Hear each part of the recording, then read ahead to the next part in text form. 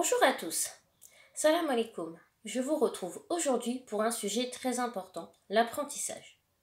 Étudier, apprends, c'est une injonction des parents envers leurs enfants, des professeurs envers leurs élèves. Depuis notre plus tendre enfance, on nous rabâche qu'il faut étudier, qu'il faut apprendre. Mais pourquoi? C'est vrai, pourquoi il faudrait-il apprendre? Quelle doit être l'impulsion, la source de motivation, l'intention aussi? Quel est le but visé par l'apprentissage? Est-ce qu'on apprend par ambition terrestre? Est-ce qu'on apprend pour avoir un bon métier plus tard? Pour avoir une meilleure condition sociale? Dans cet état d'esprit-là d'ascension sociale, la recherche de connaissances n'est qu'un moyen et la fin est le statut social.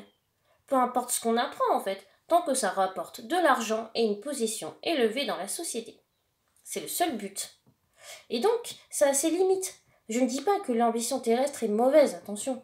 Bien sûr, ça peut être un moteur d'évolution dans une civilisation, dans une société, puis ça permet la cohésion aussi. Il faut bien sûr que chacun se rende utile dans son domaine. Mais se réduire simplement à l'ambition terrestre peut être extrêmement pernicieux pour l'être humain. C'est réducteur. Et puis, en plus, ça peut générer un certain arrivisme, surtout dans un contexte individualiste où on nous dit d'être égoïste. Eh bien, des gens sans scrupules ne vont pas hésiter à écraser les autres pour atteindre leurs objectifs professionnels. Et puis, ça peut générer aussi de la frustration, puisque le seul but, c'est la réussite sociale. Donc, si par exemple, ils veulent absolument une promotion professionnelle et qu'ils ne l'obtiennent pas, ils penseront alors que tous les efforts n'ont servi à rien. Car le but, c'est le résultat. Et les efforts, on n'y porte pas attention, malheureusement. Et ça, c'est complètement contraire à l'état d'esprit que devrait avoir le musulman et la musulmane. Donc voilà, et puis aussi, c'est chez les jeunes qui disent là que les maths, ça sert à rien. Alors, j'aimerais dire quelque chose. Donc en fait, c'est un état d'esprit où tout doit avoir un but défini dans Dunya. Une utilisation qu'on traite dans cette vie. Donc ça veut dire que si vous n'allez pas travailler dans les mathématiques plus tard, vous dites, on fait l'impasse dessus, c'est pas important. Alors on parlera tout à l'heure de l'objectif des mathématiques, donc la rigueur, la logique, tout ça pour vous, ça sert à rien. Donc une autre objection, c'est le fait que certains domaines, au départ c'était juste un passe-temps, c'était un loisir, par exemple l'électricité. Au départ, les premières personnes qui ont travaillé sur l'électricité n'avaient pas de but défini. C'était juste par curiosité. Et ensuite, on a compris qu'on pouvait utiliser concrètement l'électricité. Donc c'est sur le long terme. Donc j'en arrive à ma deuxième partie du coup. Apprendre par soif, par plaisir, par besoin aussi. Car oui, nous avons besoin de comprendre le monde. Nous sommes de l'espèce des Homo sapiens, l'être qui sait. C'est une caractéristique inhérente à notre humanité. C'est l'essence même de l'humanité d'aspirer au savoir. Et puis, comme disait Thomas Edison, il n'y a dans le monde que l'estomac à pouvoir être pleinement satisfait. La soif de connaissance et d'expérience, le désir d'apprendre et de confort ne peuvent jamais être apaisés. Thomas Edison est celui qui a inventé la première ampoule électrique. Donc oui, apprendre par curiosité, c'est très bien. Il y a un plaisir d'apprendre, c'est agréable, mais c'est aussi, comme tout désir, quelque chose qui n'est jamais satisfait. Et puis ça a une certaine limite d'apprendre simplement par plaisir individuel, ou alors d'apprendre pour le savoir pour le savoir, c'est une mentalité aussi qu'on a dans la société, comme si que le savoir était une fin en soi. Et donc j'en arrive à ma troisième et dernière partie, qui est aussi ma préférée, qui est le fait d'apprendre pour Dieu. Même les croyants, même pour certains, moi je sais que beaucoup de croyants pensent à apprendre pour Dieu, heureusement, mais chez certains croyants, ils n'y pensent pas forcément, ils n'y pensent pas de prime abord. Et pourtant, ça devrait être évident, ça devrait être la première raison. On est sur terre que pour adorer Dieu. Alors, quel est le problème? On vit dans un contexte où l'éducation nationale est laïque, et il y a une vision assez séditieuse du savoir en fait. Comme si que pour apprendre il fallait se mettre en révolte contre l'autorité de Dieu. Donc, malheureusement c'est quand même une vision assez laïque et assez courante dans notre société. Donc la vision que j'aimerais développer ici, c'est la recherche du savoir comme acte d'adoration. Donc on inscrit notre apprentissage, quel qu'il soit, dans une démarche spirituelle pour être plus proche de Dieu. Et d'ailleurs, Dieu nous dit dans le Coran, « Lis au nom de ton Seigneur, qui a tout créé, qui a créé l'homme d'une adhérence. Lis, car la bonté de ton Seigneur est infinie. C'est lui qui a fait de la plume un moyen du savoir et qui a enseigné à l'homme ce qu'il ignorait. » C'est la sourate de l'adhérence, versets 1 à 6. Alors, pour donner du sens à ce qu'on apprend, on peut le faire avec différentes disciplines, et donc chaque discipline aurait des fonctions spécifiques. Donc je vais donner ici quelques exemples. Donc bien sûr, la liste est non exhaustive. Si vous pensez à d'autres exemples, n'hésitez pas à le mettre en commentaire. Donc je commence, bismillah. Pour l'économie, on peut se dire que donner du sens à l'apprentissage de l'économie, c'est comprendre les ravages et les impacts humains de la spéculation, des actions en bourse, de l'intérêt usuaire, de tout ce que Dieu a interdit. Comprendre aussi que la gestion économique qui est expliquée dans le Coran permettrait, si on l'appliquait, une juste gestion des ressources terrestres pour s'affranchir des fléaux qu'on a dans le monde, comme la famine ou le manque de soins par corruption, par manque d'argent dans certains pays. Pour l'histoire, bien sûr, la vie du prophète, que la paix et la bénédiction de Dieu soient sur lui, nous permet d'avoir un exemple de vie. Donc ça peut aussi être un moyen d'étudier l'histoire. De manière plus générale, quand on étudie l'histoire en général, on a plutôt des exemples de ce qu'il ne faut pas faire. Donc on tire des leçons de notre passé pour ne pas commettre les mêmes erreurs que nos ancêtres. Il ne faut pas compter uniquement sur notre propre expérience. On ne peut pas, à nous tout seuls, tout apprendre. On apprend aussi des autres, on apprend aussi du passé. Sinon, on ferait toutes les erreurs possibles et inimaginables. Donc, il faut savoir d'où l'on vient pour savoir qui on est et savoir où l'on va. Et puis, comme nos ancêtres n'avaient pas non plus tort sur tout, l'histoire nous permet aussi de transmettre un héritage, un patrimoine. Donc l'idée de transmission générationnelle est d'ailleurs inhérente à notre humanité et aussi à toutes les civilisations. Au contraire, le mépris des ancêtres, l'idée selon laquelle chaque génération se réinventerait elle-même est au contraire anti-civilisationnelle.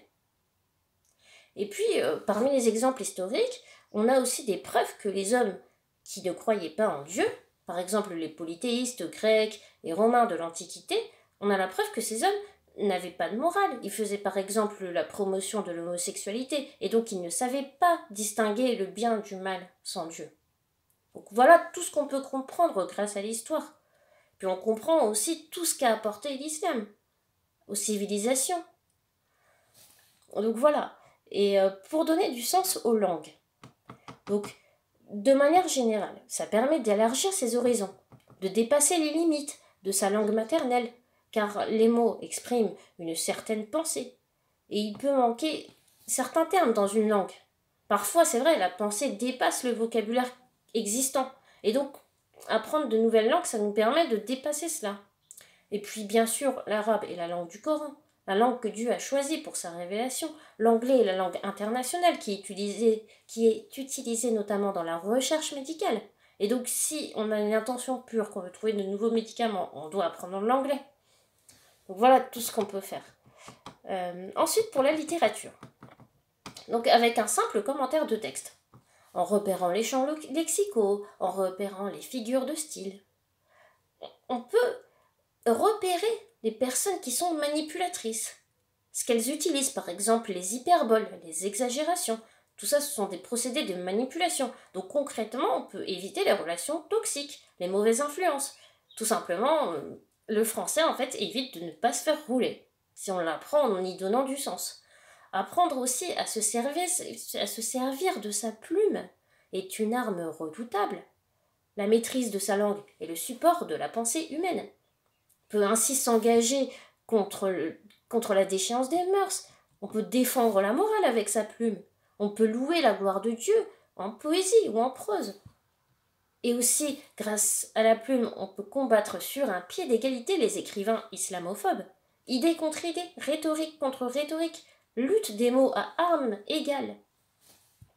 Pour ce qui est des mathématiques, donc j'y reviens, comme promis, donc acquérir un raisonnement de la logique, de la rigueur, ce sont autant d'objectifs des mathématiques aussi. Ça permet de penser avec plus d'exactitude.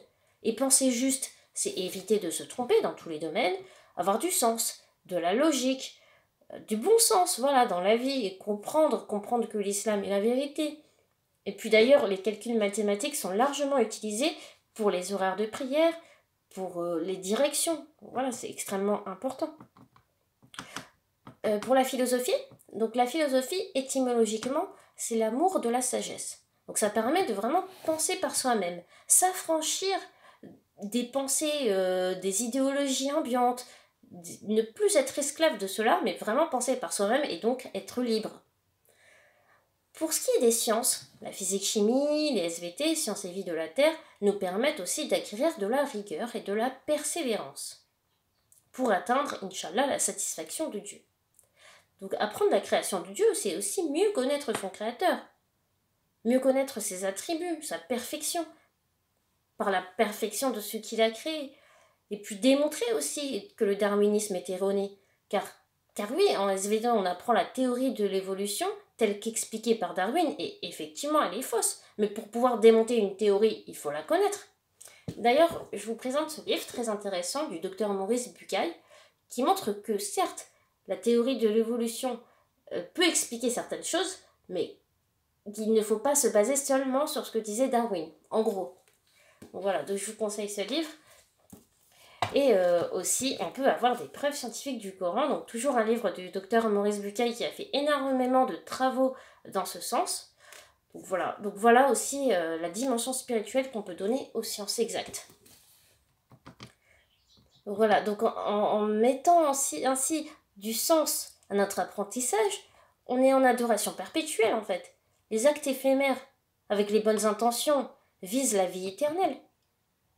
Voilà, donc c'est une motivation en fait qui dépend de la foi, uniquement de la foi, et qui évolue avec elle, avec l'intention sincère et pure.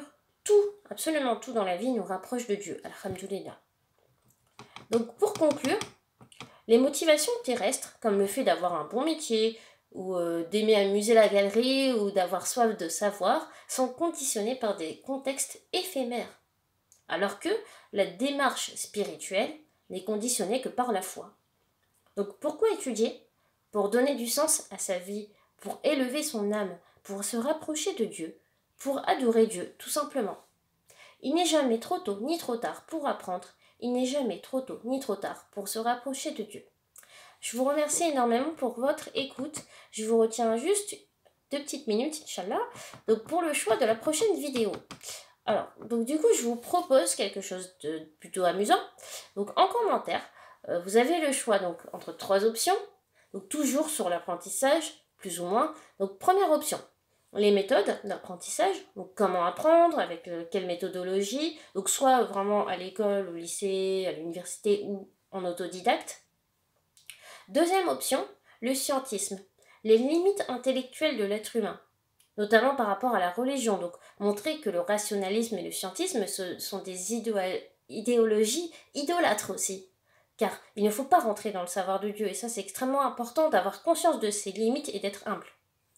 Et pour la troisième option, je pensais à la pensée juste, donc aux astuces qu'on peut trouver en tant qu'être humain, aussi limité qu'on soit, donc trouver des astuces pour éviter les erreurs de jugement, pour éviter de se tromper et de raisonner de la manière la plus juste possible. Voilà. Donc j'ai aussi l'intention, si Dieu me le permet, de traiter d'autres types de sujets, par exemple des sujets de société. Voilà, en tout cas je vous remercie beaucoup pour votre attention. Si cette vidéo vous a plu, je vous invite à vous abonner, à liker, à commenter et à partager. Merci beaucoup. Salam alaikum.